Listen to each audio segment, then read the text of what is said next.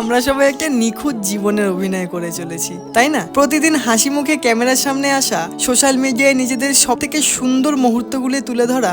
আর সত্যি বলতে এই ভার্চুয়াল দুনিয়ার বাইরে আমাদের প্রত্যেকেরই কিন্তু একটা নিজস্ব লড়াই থাকে, যেটা কেউ কোনোদিন দেখতে পায় না। তবে আজকের দিনটা আমি শুরুতে খুব সাধারণভাবে করেছিলাম, কিন্তু শেষটা এত সুন্দর হবে আমি জানতাম না। সবার প্রথমে সকালে উঠেই জিমের জন্য তৈরি করা নিজেকে খুব একটা সাধারণ ব্যাপার নয়। তারপরে আবার একটা সব থেকে সুন্দর জিনিস হয়েছে, যেটা আমি জিমে যাওয়ার পর ওয়ার্কআউট করার পর আজকে একটা শপে গেছিলাম জামা কাপড় কিনতে। আর সত্যি বলতে ওখানের কালেকশন তো সত্যি খুবই সুন্দর ছিল, কিন্তু আমার প্রিন্টেড জামা কাপড় একেবারে পছন্দ না। তাই জন্য আমি একটা শার্ট আর একটা টি শার্ট কিনি, যেটা দুটোর দাম নিয়েছিল 1500 টাকা। আর ঘরে আসার পরে চান করে নিয়ে আমি সঙ্গে সঙ্গে পুজো দিয়ে দিই। যাই হোক, ভিডিও করার জন্য ভগবানের কাছে প্রার্থনা করছি না, এটা ভাবার ভুল একদম করবেন না। আজকের লাঞ্চেও ছিল খুব সুন্দর একটা খাবার, যেটা একদম ফুলফিল খাবার ছিল আমার। আমি চেষ্টা করছি এটাকে রোজ ডিসিপ্লিন মেনটেন করার, তবে একদিন দুদিন নাও হতে পারে। আর আমার মনে হয় পুরোপুরি না হওয়ার থেকে কিছুটা হওয়া অনেক ভালো। আর খাওয়া দাওয়ার পরে আমি বেরিয়ে যাই ট্রেনিং এর উদ্দেশ্যে। আজকের লিফটে একটু গড়বড় হচ্ছিল, তাই জন্য আমি সিঁড়ি থেকে গেছি। আর বার হওয়ার পরে এই ভাইগুলো আমাকে আজকে ট্রিট দেয় ক্রিসপি চিলি বেবিকর্নের। আমি জানি না লাস্ট পর্যন্ত ভিডিওটা আমার কতজনের দেখছে, কিন্তু যারা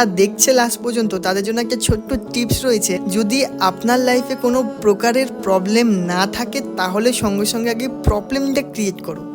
প্রবলেম ক্রিয়েট করার পরেই বড় বড় প্রবলেম যত হ্যান্ডেল করবেন, ততই নিজেকে শক্ত করতে পারবেন। এইটুখানি আমি কথা বলে আজকে আমি এখানে আমার ব্লগটা সমাপ্ত করছি। সবাইকে টাটা।